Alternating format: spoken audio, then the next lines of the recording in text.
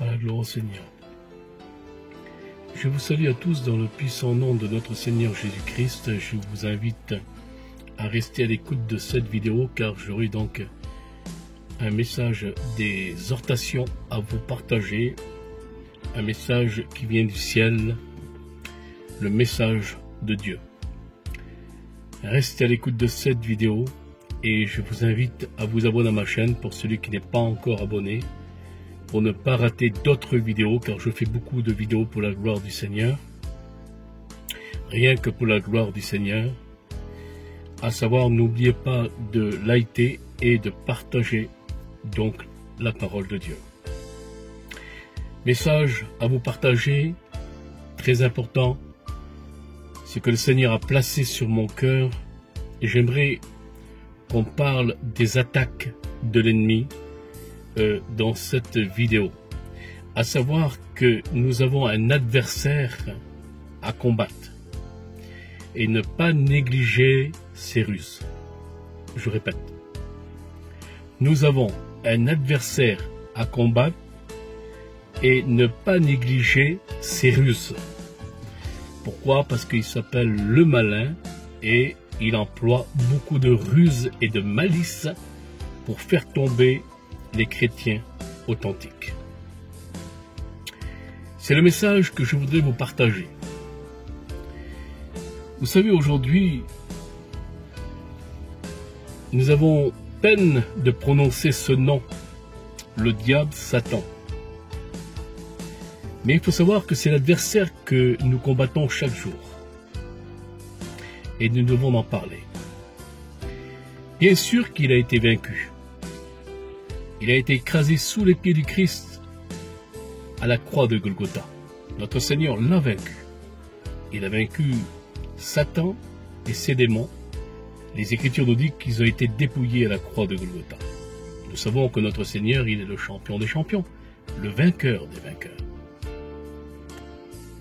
Mais il faut savoir que l'apôtre Jean nous dit que le monde entier est sous la puissance du malin.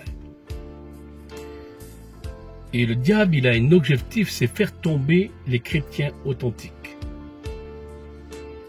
Car le diable, il attaquera toujours un chrétien qui fait la volonté de Dieu. Un chrétien qui marche avec Dieu. Un chrétien qui obéit à Dieu.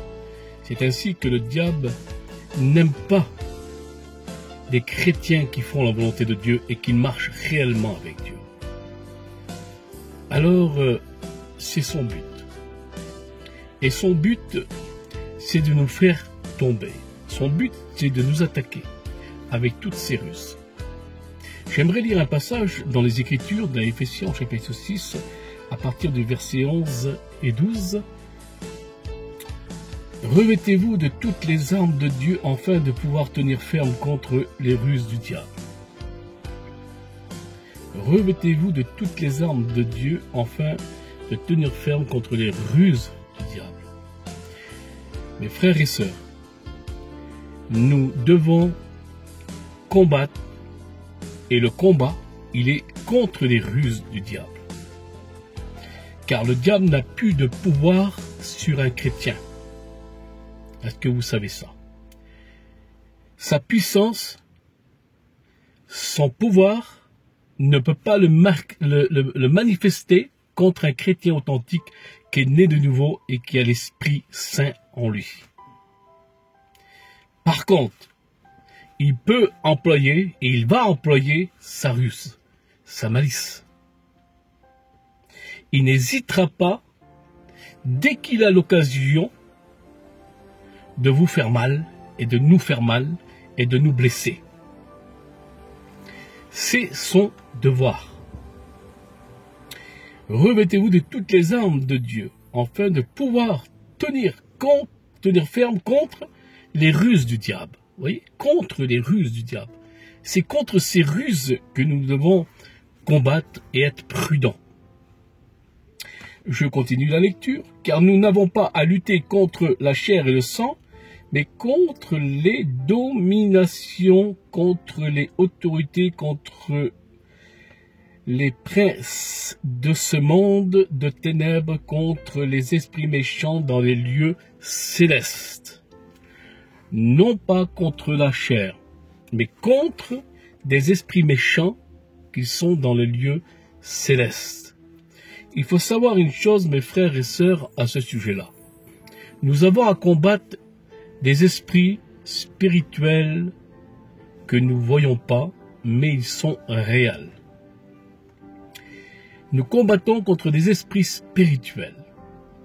C'est ainsi qu'il nous faut des armes spirituelles pour combattre des esprits spirituels. Parce que en combattant avec des armes charnelles, on peut que faire mal à l'homme. On peut que faire mal à notre semblable. On peut que faire mal à la chair et le sang, comme il dira, ne luttez pas contre la chair et le sang, l'apôtre Paul.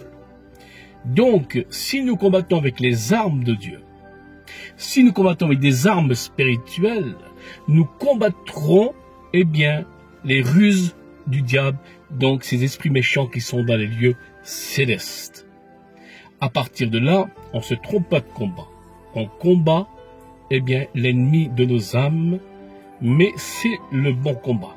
Ce n'est pas un combat raté, car le combat raté, c'est combattre notre semblable, c'est-à-dire nos frères et nos sœurs. C'est un combat raté.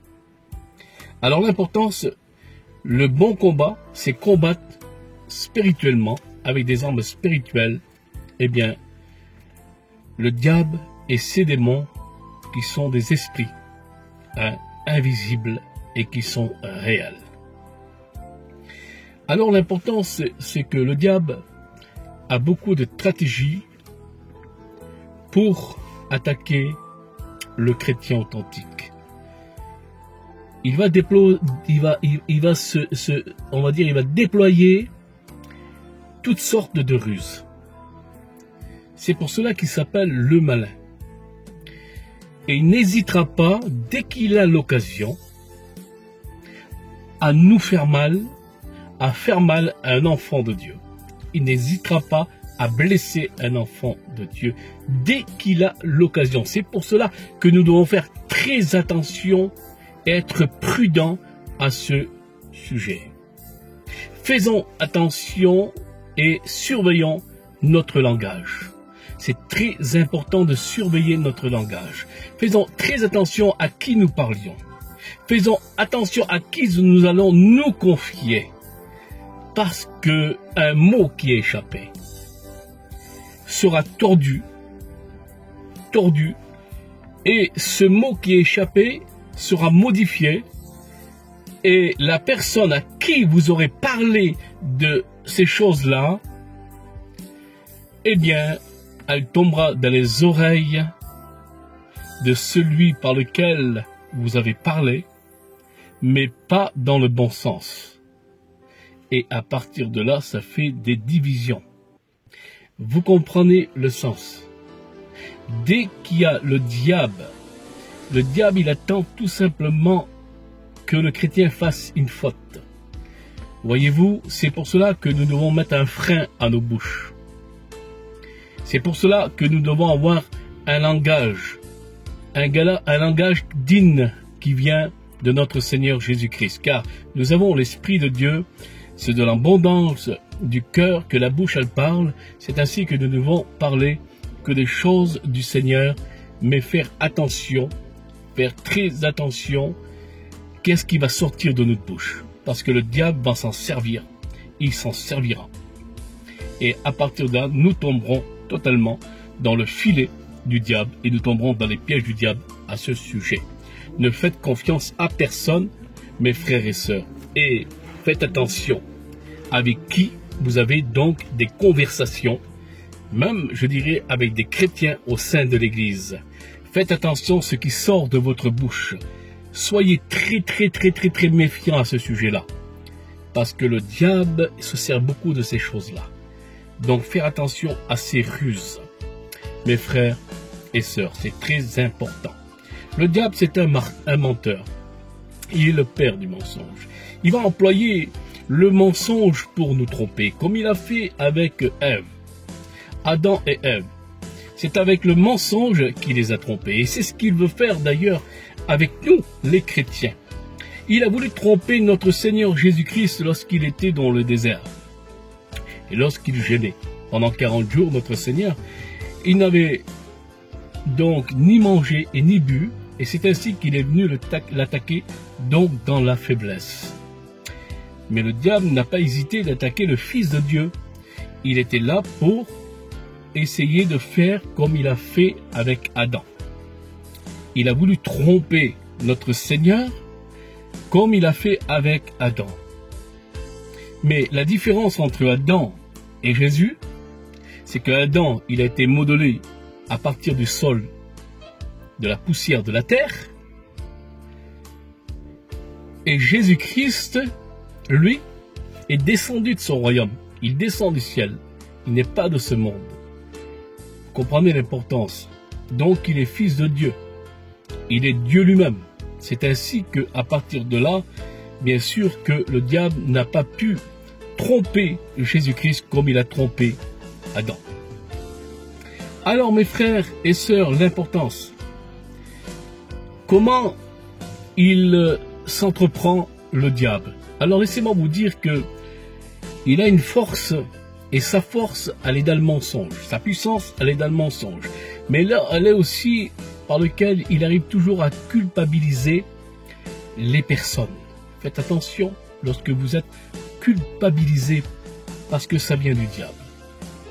Lorsque je dis lorsque vous êtes culpabilisé, c'est-à-dire lorsque vous faites des fautes, parce qu'on n'est pas à l'abri d'une faute, même si on est né de nouveau, on n'est pas à l'abri d'une faute, on peut décevoir le Seigneur, désobéir à Dieu, c'est des choses qui arrivent.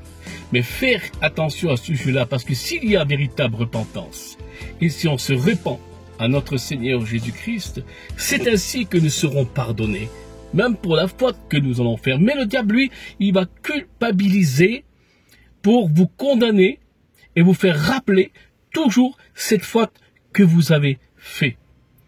Ou souvent, il va se servir du passé. Il va vous ramener souvent au passé. Il ramène souvent au passé. C'est pour cela que c'est un spécialiste pour culpabiliser. Donc, les chrétiens, nous devons faire très attention à ce sujet. Oui, le diable, il est malin, il est rusé. C'est pour cela qu'il nous faut l'armure de notre Seigneur, par lequel il nous enseigne dans Éphésiens chapitre 6, versets 11, 12 et 13, l'armure spirituelle. Nous avons besoin des armes spirituelles. Nous avons besoin de l'épée de l'esprit qui est la parole de Dieu. C'est important, mes frères et sœurs, de mettre en pratique la parole de Dieu et la vivre. C'est important pour combattre les ruses du diable. Nous avons besoin du bouclier de la foi. Nous avons besoin d'avoir une foi ferme. Parce que la foi vient de ce qu'on entend et ce qu'on entend vient de la parole de Dieu. Donc ça veut dire que la foi est née de la parole de Dieu. Ça veut dire que nous restons dans les Écritures. Ça veut dire que nous respectons la parole de Dieu. Ça veut dire que nous devons aimer la parole de Dieu. Ça veut dire que à partir de là, eh bien, nous devons la méditer et avoir une certaine connaissance. Non pas avoir une connaissance comme des grands théologiens, non, c'est pas ça que je veux dire, mais simplement connaître au moins la base des Écritures. C'est important, mes frères et sœurs, à ce sujet, car l'épée de l'esprit, c'est une puissance que nous avons en main, c'est la parole de vérité. Amen. Et le bouclier de la foi, avoir une foi ferme, ferme. Et c'est très important, et avoir toute l'armure, bien sûr, la cuirasse de justice et la ceinture de vérité, le casque du salut. Revêtez-vous du casque du salut, mes frères et sœurs, afin que le diable n'arrive pas à vous culpabiliser, afin que le diable ne vous bombarde de mauvaises pensées. Revêtez-vous du casque du salut. Chassez le diable et renvoyez-le à Golgotha. L'important, c'est que lorsque les démons sont là pour nous attaquer, il faut les renvoyer à Golgotha, car ils ont été vaincus par la puissance de la seigneurie de notre Seigneur Jésus-Christ. Et un enfant de Dieu, le sang du Christ coule dans nos veines, ce qui veut dire que nous sommes redoutables par la puissance de la seigneurie qui coule sur nous, mes frères et sœurs. N'ayez crainte à ce sujet. Le diable n'a aucune puissance contre un enfant de Dieu. Le diable, eh bien, je dirais, il n'a aucun pouvoir sur un enfant de Dieu. Si on n'éroule pas les portes. Je dis bien, si on n'éroule pas les portes. L'esprit qui est en nous est plus grand que l'esprit du monde. Car l'esprit qui est en nous, c'est l'esprit du Christ. Alléluia. Que le nom du Seigneur en soit béni. Vous savez, mes frères et sœurs, je commence à comprendre mon adversaire depuis que je le combats. Je commence à le comprendre.